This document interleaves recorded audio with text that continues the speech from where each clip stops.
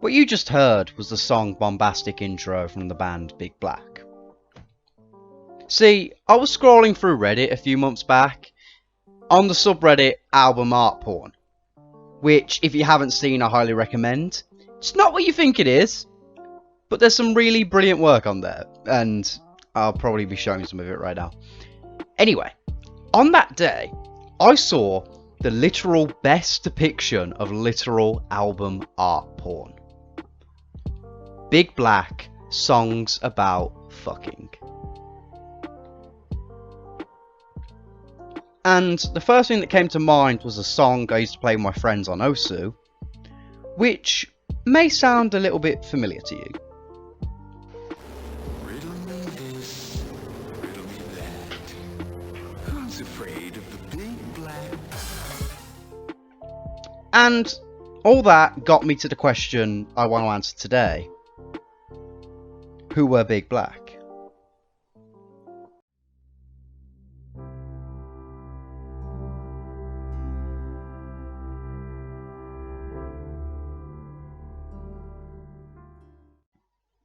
The first thing I did was whip up Spotify and give them a little listen. And while we'll get into the sound of Big Black later, I can tell you right now it's completely unique. And it's probably something I'd class as like an acquired taste. One of the things on their Spotify caught my eye, and it was their lack of albums. They had a very few amount. And they had some other works, but my interest was piqued as to why their career was so short, and I thought I'd look into them further. And let me tell you, it was a wild ride. Big Black was an American punk rock band from Evanston, Illinois, active from 1981 to 1987. Founded by singer and guitarist Steve Albini, the band's initial lineup also had guitarist Santiago Durango and bassist Jeff Pezziti. In '85, Pezziti was replaced by Dave Riley, who played on Big Black's two full-length studio albums, Automatizer and Songs About Fucking. In addition to those two albums, Big Black released 2 live albums, 2 compilation albums, 4 EPs, 5 singles, all through independent record labels. Big Black was founded by Steve Albini in 1981 during his second year of college. He'd been a fan of punk rock during his high school years and in his senior year, so whilst recovering from a broken leg from a motorcycle accident, he taught himself how to play bass. Albini immersed himself in the fledgling Chicago punk scene, whilst DJing for his campus radio station, for which he got fired for playing loud, abrasive music during the morning time slot. He also wrote a controversial column titled "Tired of Ugly Fat" from the Chicago Zine Matter, publishing controversial rants about the local music scene, which split readers into either respecting or hating his guts. And if those 2 little bits of history can't tell you what type of guy he was, then I don't know. Albini began playing in college bands where he was first introduced to the drum machine. Seeing an opportunity in something that played incredibly fast without tiring, always kept a steady beat and would follow commands exactly, he got one for himself and began writing what would become the first Big Black songs. Problem was, he couldn't find any other musicians to play the songs to his satisfaction, and he later quoted, "I couldn't find anybody who didn't blow out of a pig's arsehole." Which is a brilliant quote, and it's what I'm definitely stealing. So, in the spring of 1981, he brought a guitar and borrowed a, give me a sec, 4-track multi-track recorder from a friend in exchange for a case of beer. Which I completely understand. He then spent his spring break recording the Lungs EP in his living room, on his own, eventually creating something that would be described as cold, dark and resolutely unlistenable, with the lyrics describing crack addicts and child abusers, which Albini later classed as one of his few artistic regrets. Albini named his new musical project Big Black, which he himself stated was just a sort of reduction of the concept of a large, scary, ominous figure, All the historical images of fear and all the things kids are afraid of are big and black, basically. Albini then gave the Lungs EP to John Babin of the small local record label Ruthless Records, who released about 1,500 copies of the EP in December of '82 with random objects such as dollar bills, used condoms, photos of Bruce Lee and bloody pieces of paper thrown into the insert. In early 1983, Albini, through mutual friends, met singer Jeff Pezziti and convinced him to play bass guitar with Big Black.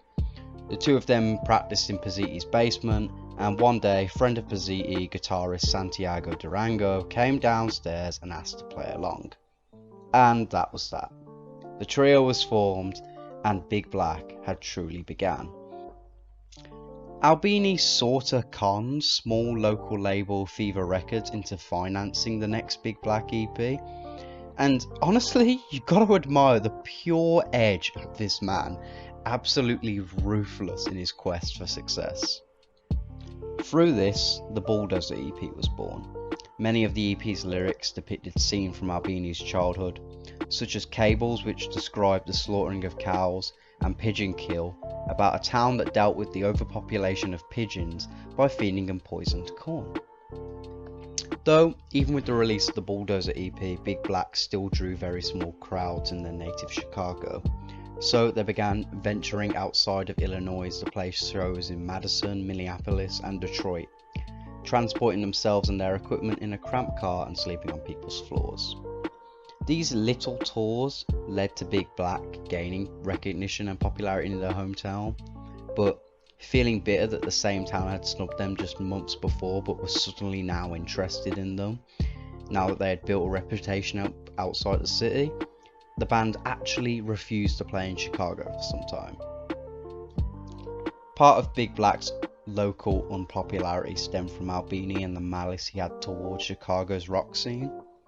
By '85, only one club in Chicago could hold Big Black, and after Albini disrespected it in an interview, he found himself and Big Black banned.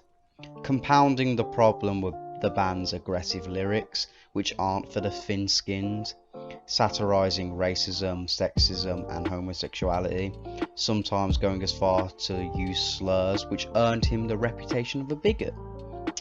When I said you gotta admire the edge of this man, I did not mean that bit. Speaking of edge, here's a quote from the man himself. "It meant nothing to us if we were popular or not, or if we sold either a million or no records. So we were invulnerable to the ploys of music scene weasels, to get us to make mistakes in the name of success. To us, every moment we remained unfettered and in control was a success. We never had a manager, we never had a booking agent, we never had a lawyer, we never took an advance from a record company. We booked our own tours, paid our own bills, made our own mistakes, and never had anybody shield us from the truth or the consequences.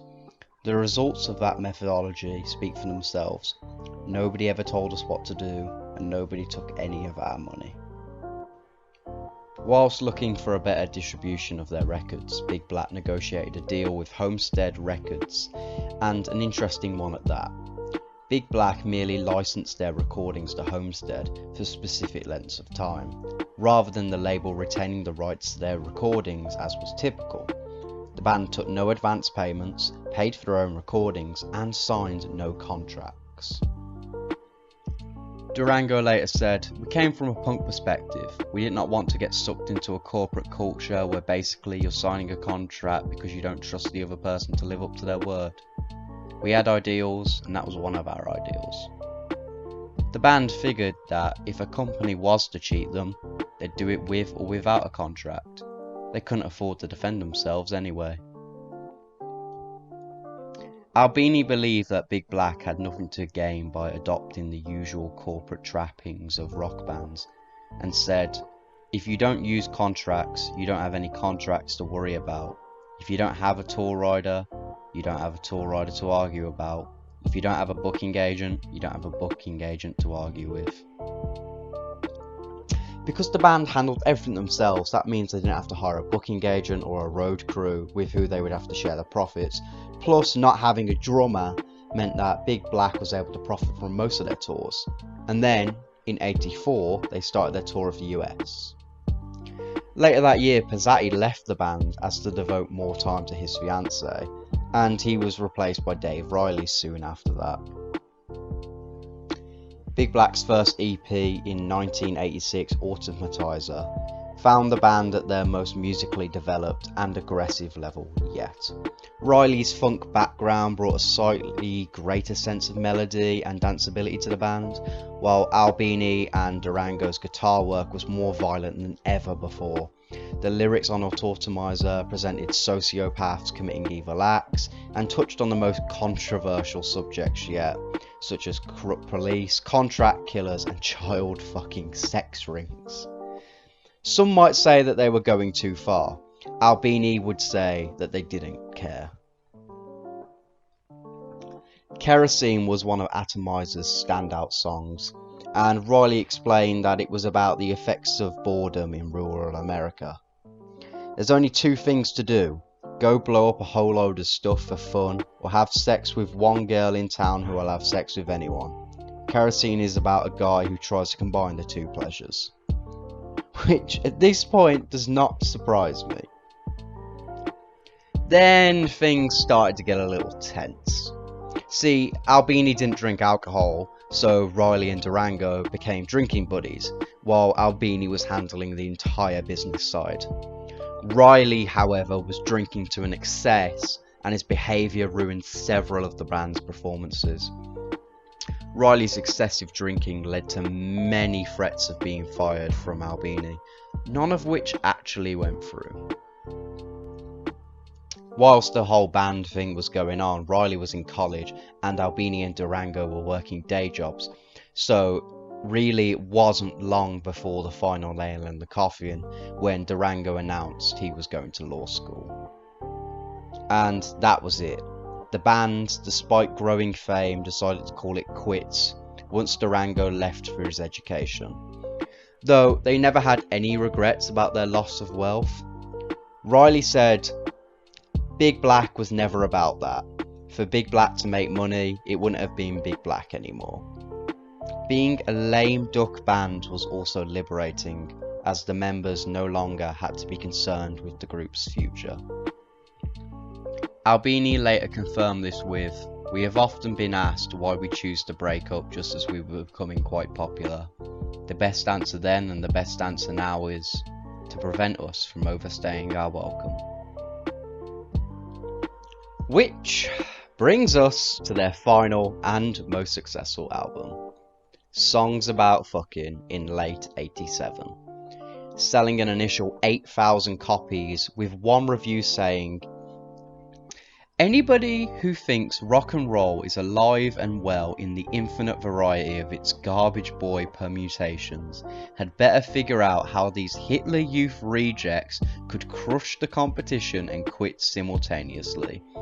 No matter what well-meaning rockers think of Steve Albini's supremacist lies, they lied to themselves if they dismiss what he does with electric guitars.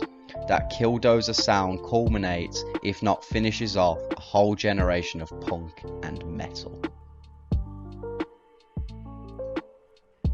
After that, Albini stayed in the music industry, doing his own smaller thing. Durango stayed in school, and unfortunately Riley lost the use of his legs due to a stroke, but later wrote about it and his experiences and earned a living from it. And for years, that was it. Until September the 9th, 2006, when Albini and Durango reunited with original bassist Jeff Pezzati for a Big Black reunion performance at the Touch and Go 20th Anniversary Festival, as an almost final gift for the record label that helped them for so long. And that's the final end. Though the band has been approached by promoters about doing other reunion shows, Albini has stated flatly that is definitely not going to happen. What's up? So, I'm about to get into the conclusion of this essay that I've been working on for about a month now. However, I only recently learned that last Christmas Eve, Dave Riley died of throat cancer. And I want to take this opportunity to talk about Kerosene, which was a song on Automizer that I've spoken about earlier. It's definitely one of the best pieces of Riley's work, and I highly recommend it, especially that intro. That intro is perfect, and it's such a hype song. And I think you should give it a listen, because even if it's not your style, you have to admire the sheer skill in the piece. And I think we should all support and remember the works of others lost, because deep down, isn't that what we all want? To be remembered and to be listened to for years to come, no matter what art we participated in. Rest in peace, Dave.